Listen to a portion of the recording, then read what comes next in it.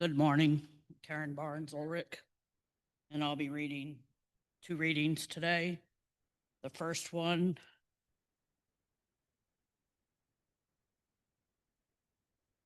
is excerpts from Martin Luther King's I Have a Dream speech.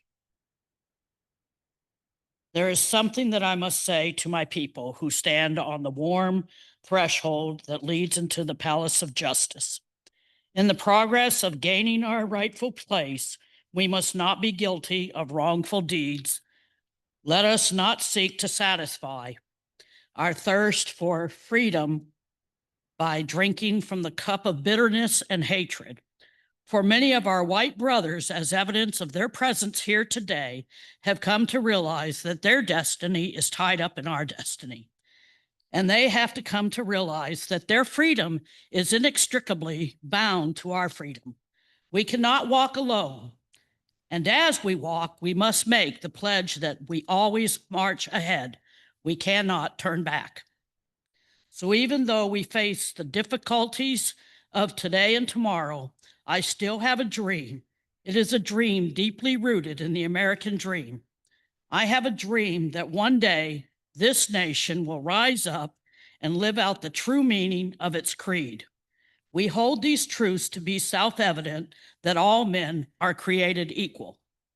I have a dream that one day on the hills of Georgia, the sons of former slaves and the sons of former slave owners will be able to sit down together at the table of brotherhood.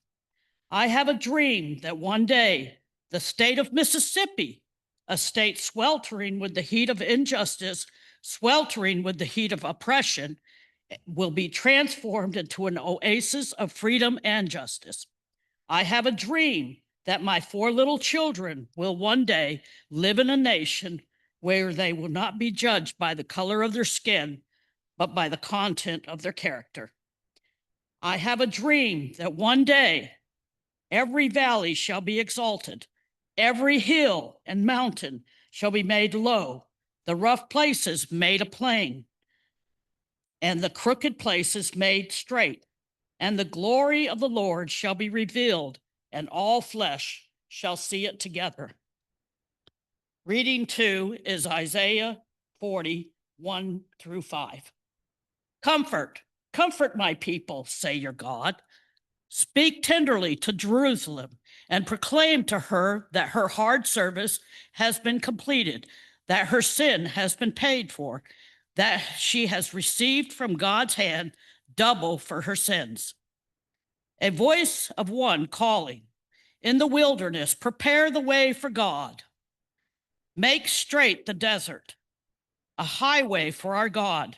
Every valley shall be raised up, every mountain and hill made low. The rough ground shall become level, the rugged places a plain. The glory of God be revealed, and all people will see together, for the mouth of God has spoken.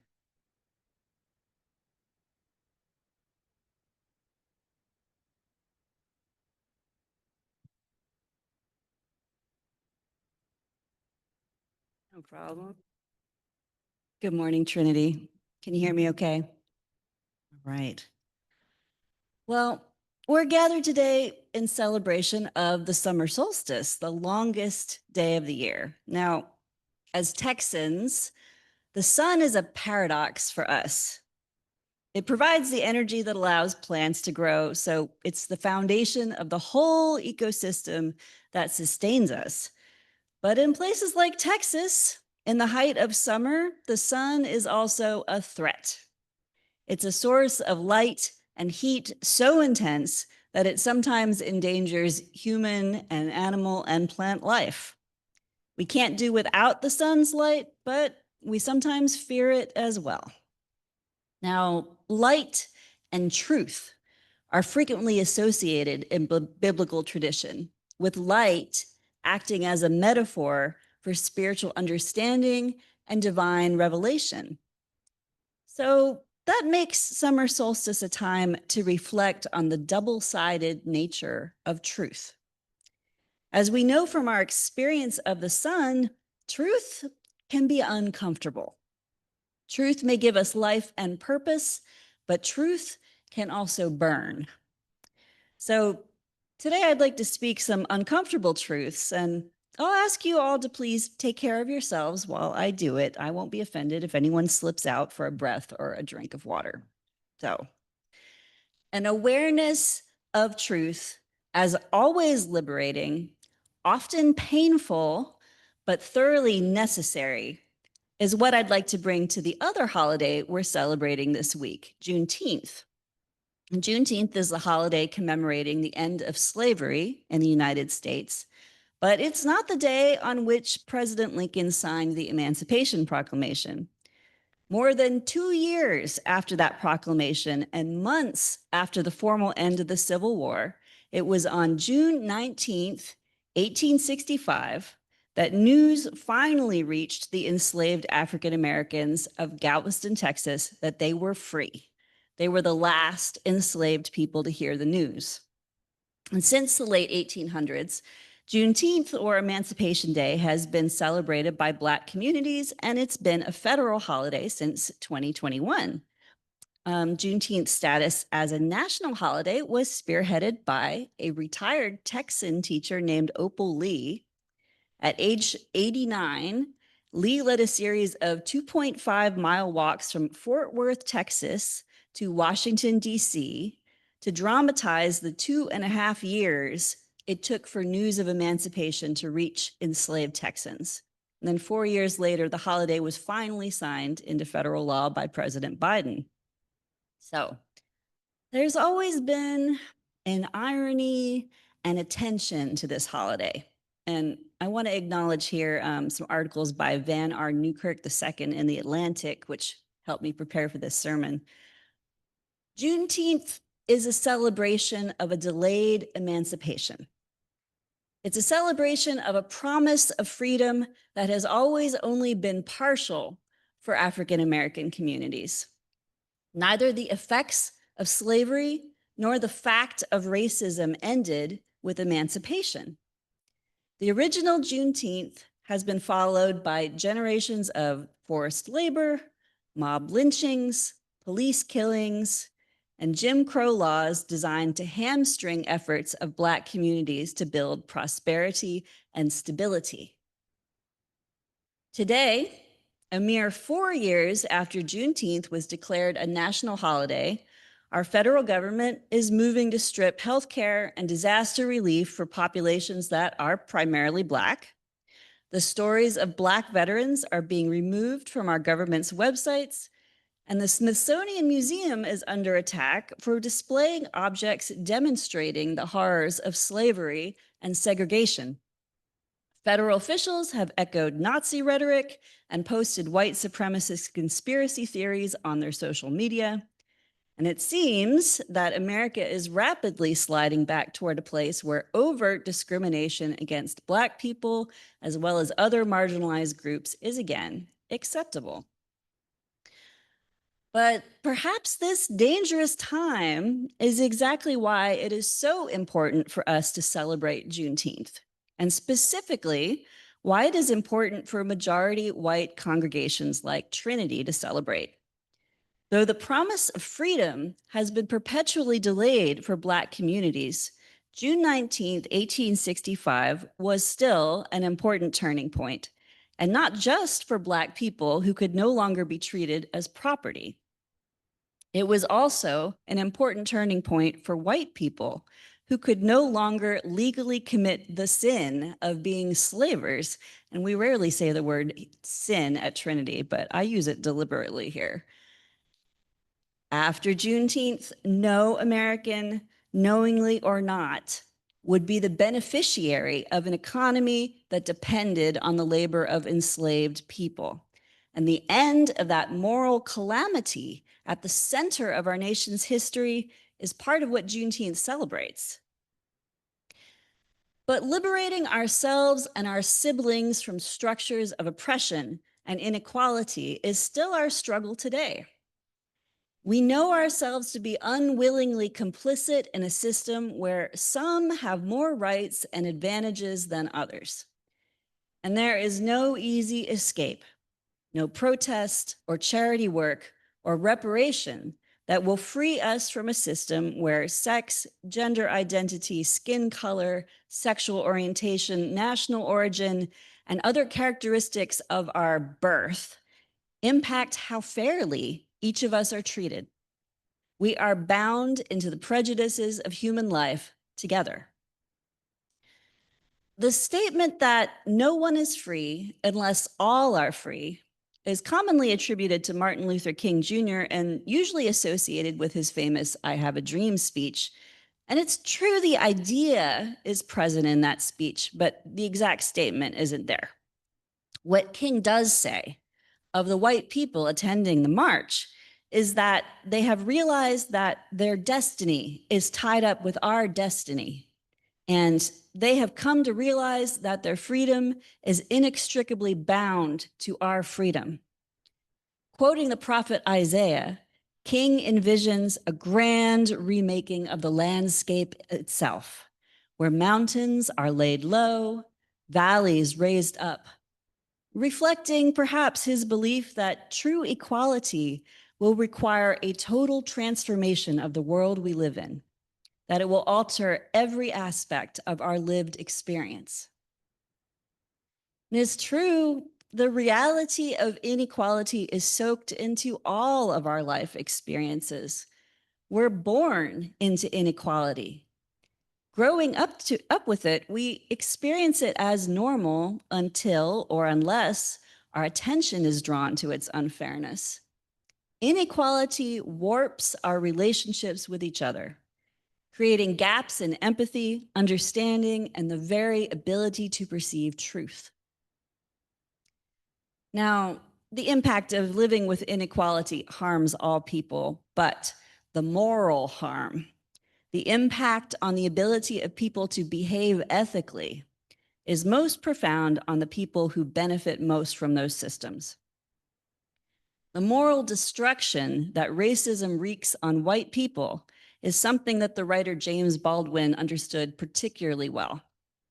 In a speech given in the 1960s, Baldwin described the role of segregation in maintaining inequality by pointing out that segregation allows even well-intentioned white people to maintain ignorance about the impoverished and dangerous living conditions of Black communities.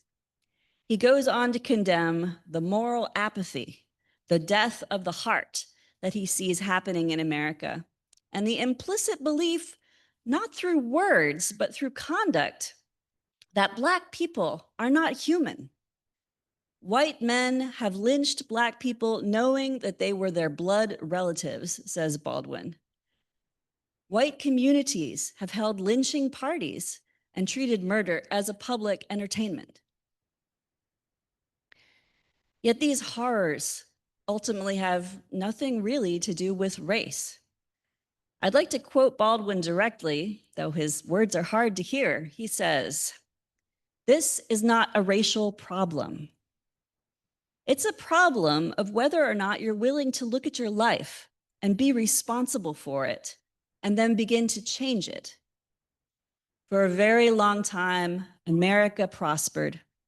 This prosperity cost millions of people their lives, and now not even the people who are the most spectacular recipients of the benefits of this prosperity are able to endure these benefits. They can neither understand them nor do without them. Above all, they cannot imagine the price paid by their victims for this way of life, and so they cannot afford to know why the victims are revolting. You cannot lynch me and keep me in ghettos without becoming something monstrous yourselves. Not everything that is faced can be changed, but nothing can be changed until it is faced. That's the end of that quote. The uncomfortable truth that Baldwin is pointing to is that slavery and inequality bought American prosperity. This is the truth that white Americans who opposed the civil rights movement were willing to suppress with violence. And this same denial of the truth of our universal humanity is what is still operating today, not just in grassroots white supremacy movements, but in some of the highest offices of our government. Now, some of us here may be old enough to remember the civil rights movement of the 1960s, and perhaps these turns of events come as less of a shock to you than they did to me. As a child in the 1980s, I was raised to think that white supremacy was nearly dead in our country. As a young adult, I thought that the systemic racism that persisted in our society, though harmful, was slowly being cleaned up, and that we were well on our way towards a genuinely egalitarian and fair society. And I've had to accept that I was naive. White supremacist attitudes were always held by some people in power, and they were waiting for their opportunity. An opportunity that has been created by social media disinformation machines that stoke people's worst fears and turn them against their neighbors. And so once again, we are facing authoritarianism in our government, deportations without due process, and attempts to use the military against US citizens without cause.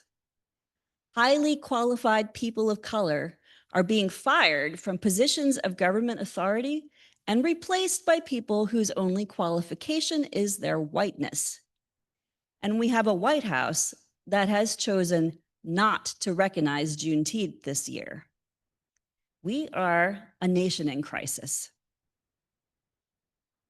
If all of this fills you with anxiety and dread, I am with you. But if the example of Jesus preaching and teaching under Roman occupation teaches us anything, it is how to resist despair. And this week is still Juneteenth and the summer solstice, and it is still a holiday. So what do we do to honor Juneteenth? We can begin by celebrating the earned freedom of those who are descendants of enslaved people, who survived slavery and persevered and built and rebuilt families and communities despite unequal treatment under the law. For those of us who are descendants of those who profited from slavery, we can examine how we are unknowingly complicit in maintaining unfair systems. And we can start to take steps to change that by buying from Black businesses, supporting Black nonprofits, historically Black colleges, and forming relationships of mutual aid and support with Black congregations. Above all, we can speak out and protest injustices against the Black community and against immigrants and other vulnerable people. I am heartened by the over 5 million people who protested on the weekend of June 14th alone. And many thanks to those of you I saw at the Capitol that day, or who attended other events. Your presence matters. Martin Luther King Jr. wrote, and these are his exact words this time, "The arc of the moral universe is long, but it bends toward justice. The path we walk isn't straight. It loops back on itself, and there are times that circuitous route surely looks like we've lost our way, that justice is a destination we will never reach. Yet as people of faith, we can put ourselves in God's hands, and we can recognize that justice is a journey, not a destination. Some of us are old enough to remember segregation in schools and restaurants, water fountains labeled colored and white, mob lynchings that went unpunished. Some of these injustices have ended. And though other injustices have arisen, it's important to recognize the protections that we have gained. Laws guaranteeing the right to vote, prohibiting discrimination in employment, housing, and healthcare, and widely observed celebrations of Black contributions to American culture, including Martin Luther King Jr. Day and Black History Month.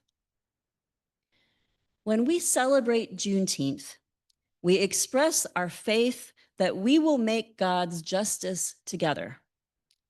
When we break down the world's rules that seek to raise some of us over others, and we act in solidarity with each other, when we refuse the role of exploiting and extracting value from others, and instead seek to be of service, when we refuse the fear of scarcity that drives people to control others, and instead trust that in God's kingdom there will be enough for all, that is true freedom. In Isaiah's vision of the mountains being laid low and the valleys being lifted up, the prophet promises, and the glory of God will be revealed, and all people will see it together. In the moment when the line between the powerful and the powerless is erased, God's glory shines forth, revealing a truth that burns, but is also the source of all justice and life. Our liberation is in each other's hands. Let's take that vision with us this week. Happy Juneteenth.